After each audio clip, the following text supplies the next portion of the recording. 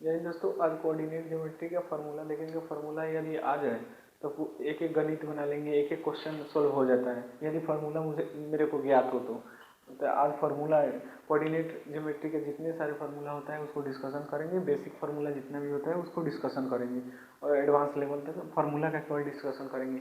मैंने इसके अंदर फार्मूला उस फार्मूला पर बेस्ड क्वेश्चन का वीडियो लेक्चर मेरा दूसरी वीडियो में पढ़ा हुआ है। दूसरी वीडियो जो 1 घंटे 2 घंटे का लेक्चर होगा वो पढ़ा हुआ है। बाकी इसमें शॉर्ट रिवीजन करेंगे, केवल फार्मूला कौन कौन सा कोऑर्डिनेट ज्योमेट्री का फार्मूला होता है वो, यानी कोऑर्डिनेट ज्योमेट्री का हिंदी होता है नियामक ज्यामिति। ये एकेडमिक एग्जाम 10th क्लास या कंपटीशन एग्जाम सारे एग्जाम में कारगर साबित होगा कोऑर्डिनेट ज्योमेट्री का। ठीक है, तो सबसे पहले हम लोग क्या आते हैं, पहले एक्सिस पाते हैं यानी अक्ष पे। तो ये जो हो गया ये मेरा वाई अक्ष हो जाता है, इसको उदाग्र लाइन बोलते हैं, इसको क्षैतिज लाइन बोलते हैं। तो ये क्षैतिज लाइन यानी इसको एक्स अक्ष बोलते हैं। ये एक्स डैश हो गया, ये एक्स हो गया, ये वाई हो गया, ये वाई डैश हो गया, यहाँ पे ओ एक बिंदु हो गया। तो ये हो गया क्या मेरा, ये उदाग्र रेखा हो गया यानी वर्टिकल लाइन हो गया, ये मेरा हॉरिजेंटल लाइन हो गया। दोनों के कटान बिंदु को इसको ओरिजिन बोलते हैं यानी कि मूल बिंदु बोलते हैं। इसको ओरिजिन या मूल बिंदु बोलते हैं, मूल बिंदु बोलते हैं। ठीक है, इसका कोऑर्डिनेट 0 0 होता है, या कटान बिंदु का कोऑर्डिनेट 0 0 होता है। ठीक है, अब कोऑर्डिनेट ज्योमेट्री के कटान बिंदु का नियामक 0 0 होता है यानी कि एक्स अक्ष और वाई अक्ष का कटान बिंदु का नियामक 0 0 होता है जिसको मूल बिंदु बोलते हैं। ठीक है, अब इसको 4 भागों में विभाजित करते हैं। ठीक है, इस 4 यानी मेरे पास 1 रुपये का यानी जो ये सर्किल है इसका 4 अंश हो गया। 1 नंबर क्वाड्रेंट एंटी क्लॉकवाइज चलेंगे, 2 3 और 4। ठीक है, तो इसमें फर्स्ट नंबर क्वाड्रेंट में चलेंगे। ठीक है, एक नंबर क्वाड्रेंट में, ये सेकंड क्वाड्रेंट हो गया, ये तीसरा क्वाड्रेंट हो गया, ये चौथा क्वाड्रेंट हो गया। बिहार बोर्ड अक्सर चाहे एकेडमिक एग्जाम में इसको प्रथम पाद, द्वितीय पाद, तृतीय पाद, चतुर्थ पाद या प्रथम चतुर्थांश, द्वितीय चतुर्थांश, तृतीय चतुर्थांश या चतुर्थ चतुर्थांश बोला जाता है। ठीक है, तो इसमें इधर प्लस प्लस होता है। ठीक है, इधर प्लस प्लस होगा, इधर माइनस माइनस होता है, हम लोग जानते हैं, इधर माइनस माइनस होता है। तो फर्स्ट क्वाड्रेंट में क्या होता है, प्लस प्लस होता है यानी पहले का एक्स अक्ष को भुज बोलते हैं, वाई अक्ष को कोटि बोलते हैं। तो एक्स वाई ये प्लस प्लस हो गया। ठीक है, पहले का में प्लस प्लस हो गया। ठीक है, इसमें क्या होता है, माइनस प्लस हो जाता है, इसमें क्या होता है, माइनस माइनस हो जाता है, इसमें क्या होता है, प्लस माइनस हो जाता है। याद करने का टेक्निक हम बताए हैं, पहले का चतुर्थांश में या पहले का पाद में या पहले का क्वाड्रेंट में यानी प्लस प्लस होगा, तीसरा क्वाड्रेंट में माइनस माइनस होगा, दूसरे में माइनस प्लस होता है और चौथे में प्लस माइनस हो जाता है। यानी पहले में प्लस प्लस, तीसरे में माइनस माइनस और दूसरे में माइनस प्लस, तो उसमें प्लस माइनस। ठीक है, और चाहे याद करने का टेक्निक, पहले का प्लस प्लस हो गया, नीचे आएगा तो माइनस माइनस हो जाएगा, इसमें प्लस प्लस तो इसमें माइनस माइनस, इधर माइनस प्लस होता है तो एक्स अक्ष को पहले लिखते हैं, वाई अक्ष को बाद में लिखते हैं, यानी भुज को पहले लिखते हैं, कोटि को बाद में लिखते हैं। तो हो गया एक क्वाड्रेंट हो गया, यानी कि इससे क्वेश्चन रहता है। अब कोई बोले कि एक्स अक्ष पर वाई का, एक्स अक्ष पे यदि एक्स अक्ष पर बोल दे तो एक्स अक्ष पे वाई का दूरी क्या होता है, एक्स अक्ष पर वाई का नियामक क्या होता है, नियामक क्या होता है, तो एक्स अक्ष पे वाई का नियामक, तो एक्स अक्ष है, यदि हम ये पॉइंट लिए तो इसको 2 लिखेंगे एक्स, तो वाई कितना हो जाएगा, वाई 0 हो जाएगा। इस पे वाई 0 ही ना है, तो एक्स अक्ष पर वाई का नियामक 0 होता है। ठीक है, तो मेरा यदि कोऑर्डिनेट बोले तो 0 होता है, कोऑर्डिनेट बोले तो लिख सकते हैं यानी x, 0 यानी कि ये मेरा नियामक हो गया। अब पूछे कि y अक्ष पर x का नियामक क्या होता है, कोई पूछ दे y अक्ष पर x का नियामक क्या होता है, 0 होता है। ये y अक्ष हो गया, इस पर कोई भी बिंदु लीजिए, ये लीजिए, ये मान लीजिए 0 1 हो जाएगा, क्योंकि x अक्ष को पहले लिखते हैं तो 0 और 1 हो जाएगा। तो क्या हो गया, y अक्ष पर x का नियामक हमेशा क्या होता है, 0 होता है। ठीक है, 0 होता है, तो इसका अगर कोऑर्डिनेट लेना पड़े तो इसका कोऑर्डिनेट हो जाएगा 0, y। ठीक, यहाँ तक समझ में आ गया, तो 0, y हो जाएगा। अब x अक्ष पर y अक्ष पे नियामक आ गया। अब चलते हैं फार्मूला की तरफ। ठीक है, ये पूछा जाता है, उसके बाद फार्मूला, अब कोऑर्डिनेट ज्योमेट्री का सारे फार्मूला। तो सबसे पहले दूरी निकालते हैं, दूरी। ठीक है, यदि मान लीजिए ये x अक्ष हो जाता है, ये y अक्ष हो जाता है, y डैश x डैश। ठीक है, तो इसको क्या बोलते हैं, 0 0 मूल बिंदु बोलते हैं। मूल बिंदु से मान लो यहाँ x y कोई दूरी है, x y कोई दूरी है, यहाँ से यहाँ तक की दूरी निकालना हो तो यहाँ पे मूल बिंदु से यानी मूल बिंदु से दूरी का सूत्र क्या होता है, मूल बिंदु से दूरी का सूत्र होता है दूरी बराबर root under x square plus Y square. हम दूसरा वीडियो जो जिसमें पढ़ाए हैं उसमें सिद्ध करेंगे। इसमें क्या होगा, इसका formula root under x square plus Y square, ठीक है। X square plus Y square, ए एक फार्मूला हो गया, फर्स्ट एक नंबर फार्मूला ए हो गया। लेकिन कहे कि नहीं, दो बिंदुओं के बीच की दूरी, दो कोई क्वाड्रेंट दे दे और उसके दो बिंदु के बीच की दूरी पूछ दे, ठीक है। दो बिंदु के बीच की दूरी, यदि बीच की दूरी, दो बिंदु के बीच की दूरी पूछ दे, ठीक है।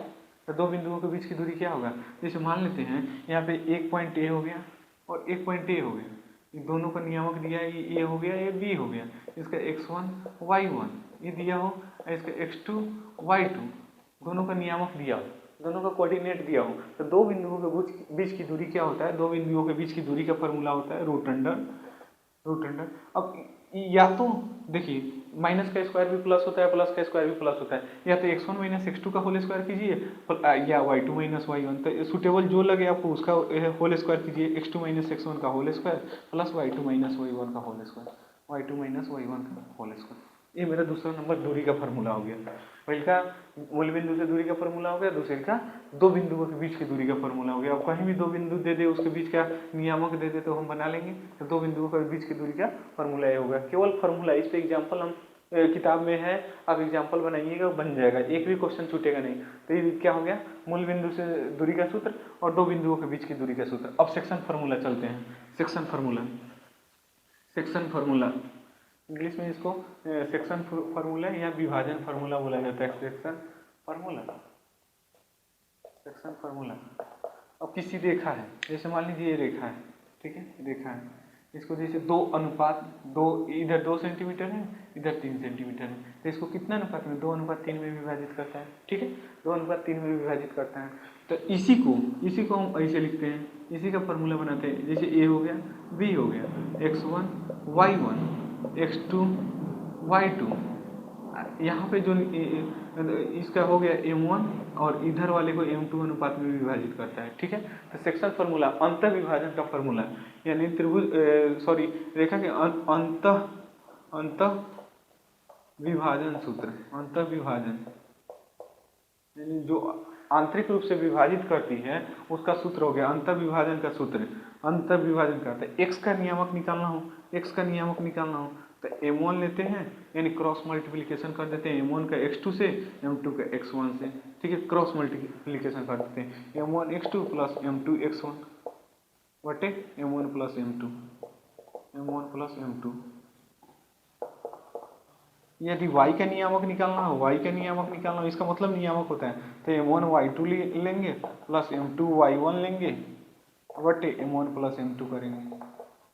तो यहाँ पे जो नियामक निकालना हो, अंतर विभाजन का जो नियामक निकालना हो, तो यहाँ पे x का आ जाएगा और यहाँ पे y का आ जाएगा, यानी इसका नियामक इस फार्मूला से निकाल दिया जाएगा, ठीक है। तो किसी रेखा को अंतर विभाजित करती है, 2:3 में विभाजित करती है, 5:7 में विभाजित करती है, तो 5 को x2 से गुना करेंगे 5:7, 7 को x1 से गुना करेंगे, वैसा ही m1 x2 plus m2 x1। किसी किताब में चाहे आप लोग भी पढ़े होंगे m अनुपात n होता है, तो m लेंगे तो x2 लेंगे, n लेंगे तो x1 लेंगे, ऐसे बनाते हैं, ठीक है। अब कहे कि अंतर विभाजन न करके यहाँ पे बाय विभाजित करती है, यानी b x2 y2 दे दे, इसको बाय विभाजन करता है, बाय विभाजन करता है, कोई x y कोऑर्डिनेट हो गया, बाय विभाजन करता है। तो ये अंतर विभाजन का सूत्र है बाय विभाजन।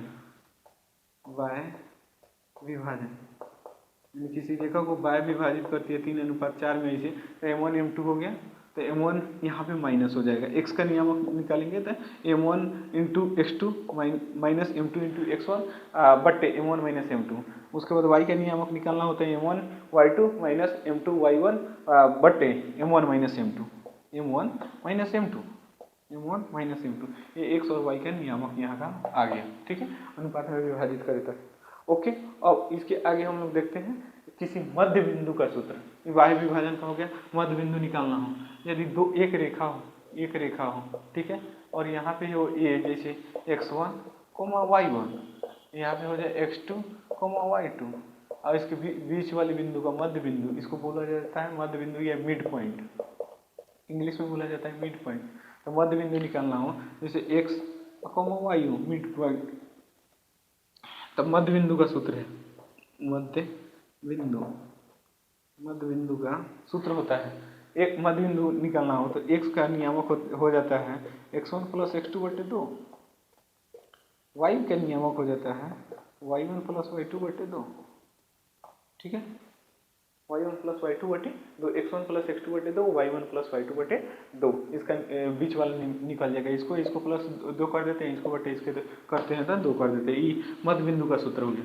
अब चलते हैं त्रिभुज के एरिया निकालना हो, किसी त्रिभुज दे दिया हो, जैसे त्रिभुज दे दिया है, यहाँ छोटा सा ले लेते हैं, यहाँ पे त्रिभुज दे दिया है, ठीक है, इसका बोले कि ए बी सी एक त्रिभुज है, इसका बोल दे कि x1 कोमा y1, इसका नियामक निर्देशांक x2 कोमा y2 है, इसका निर्देशांक x3 कोमा y3 है, और इसका निकालना हो, क्या निकालना है, इसका एरिया निकालना है। तो एरिया ऑफ त्रिभुज यानी त्रिभुज का क्षेत्रफल बराबर, इसका फॉर्मूला होता है त्रिभुज का क्षेत्रफल बराबर 1/2, वही हिंदी में चाहे इंग्लिश में 1/2, उसके बाद क्या करते हैं 23, 31, 12 वाला, चाहे ऐसे 1/2 x1 लेंगे, यानी जब x1 लेंगे तो y2 का अंतर करेंगे, तो 1 ले लिए तो दूसरा 1 2 3, तो 1 लेंगे तो 2 में से 3 को घटाएंगे, 2 लेंगे तो 3 में से किसको घटाएंगे, खाली y को घटाएंगे, x1 लिए तो y2 माइनस y3,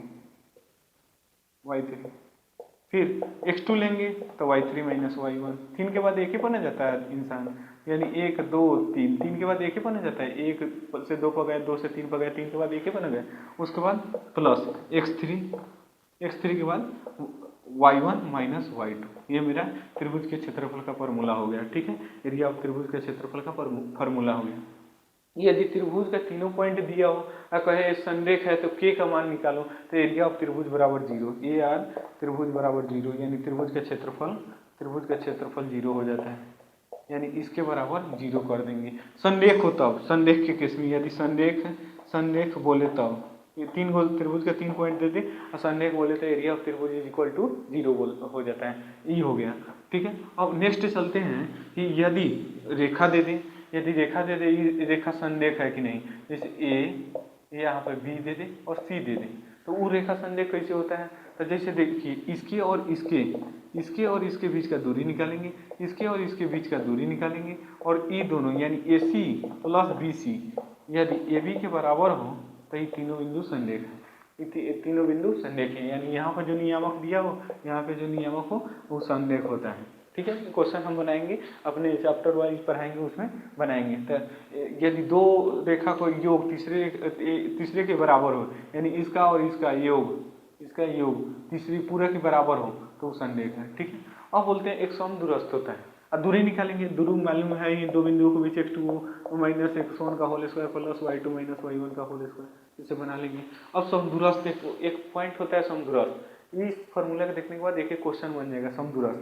देखिए समदूरस्थ, तो समदूरस्थ में क्या होता है, जैसे अब समदूरस्थ में कहा बोलते हैं x बिंदु पर इतने दूरी समदूरस्थ है, जैसे एक पॉइंट दे दिए यहाँ पे x1 कुछ भी दे दे 5 2 दे दे, यहाँ पे पॉइंट दे दे 4 3, अब बोले कि x y से ये समदूरस्थ है यानी समान दूरी पर है, तब P एक बिंदु ले लिए x y वाला, ठीक है। अब बोले ये भी दूरी समान है, ये भी दूरी समान है, तो इसका समीकरण बताओ, इसमें संबंध बताओ, तो इसको a मान लिए, इसको b मान लिए, तो इसका क्या निकालेंगे, PA बराबर PB।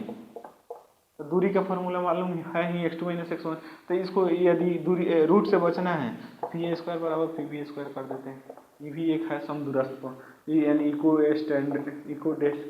इक्विडिस्टेंट बोलते हैं अंग्रेजी में, कुछ बोलते होंगे, समदूरस्थ वाला होगा PA square plus PB square, PA बराबर PB, तो PA स्क्वायर बराबर PB स्क्वायर, ये हो गया आपका सेक्शन फार्मूला।